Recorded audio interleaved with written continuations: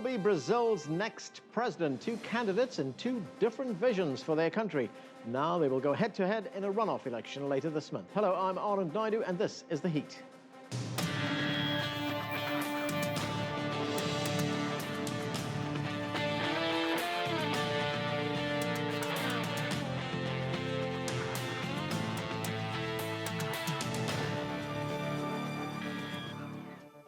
Brazilians went to the polls on Sunday to decide who they want as their new president. The incumbent, Dilma Rousseff, got close to 42% of the vote, but failed to win a majority. Now she will face a pro-business candidate, Neves, in a second round of voting on October 26th. So what kind of campaign can we expect in the coming weeks? And what will the outcome mean for Brazil, Latin America's largest economy? We begin with CCTV's Paulo Cabral, who joins us now from Sao Paulo. Paulo, thanks for joining us. So we have two candidates, the current president, Dilma Rousseff, as well as the other candidate, who is Neves, who will fight it out for president. Was this what the voters of Brazil expected, that there would not be a clear-cut winner?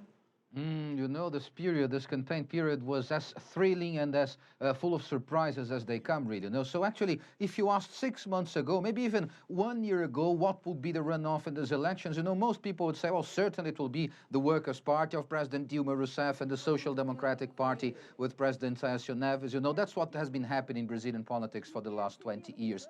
But then in August, we had the tragedy that killed the Socialist Party candidate, Eduardo Campos, in a plane crash. And he was coming third in the polls, nobody really expected he had a big chance to win. But then his then vice president, Marina Silva, ended up taking the lead of that political group. And then immediately the polls reflected that, Marina Silva, environmentalist, she was trying to create a party that she did not come up with.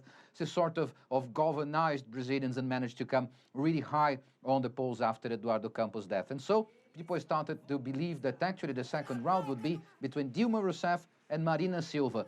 Only 2 weeks ago, they started to change, and over the last few days, Neves managed to go beyond Marina Silva in the polls, and this is what actually the results happened. So yes, this is what people were expecting 6 months ago, but not at all what people were expecting 1 month ago. So Paulo, as we go into this runoff, do either of these candidates have the upper hand? Well, look, we could say President Dilma Rousseff does have a bit the upper hand because, well, she's the incumbent and she came to the runoff first. And since Brazil started to have runoffs, this kind of 2 rounds elections, never, ever the candidate that came first on the runoff lost after that. But on the other hand, Neves, Social Democratic Party, Neves, he did come much, much better than expected, And so there is now a chance. The difference is much narrower than people were thinking at first. So yes, there is a good chance. For example, the financial markets already are betting quite strongly on Neves. We have seen stock exchange in Brazil went high up and the real has appreciated after a few weeks of turbulence. And this is because now the financial markets are believing already that there is a good chance that more pro-business candidate Neves will win. Okay, Paulo, thank you very much. That's CCTV's Paulo Cabral talking to us from Sao Paulo.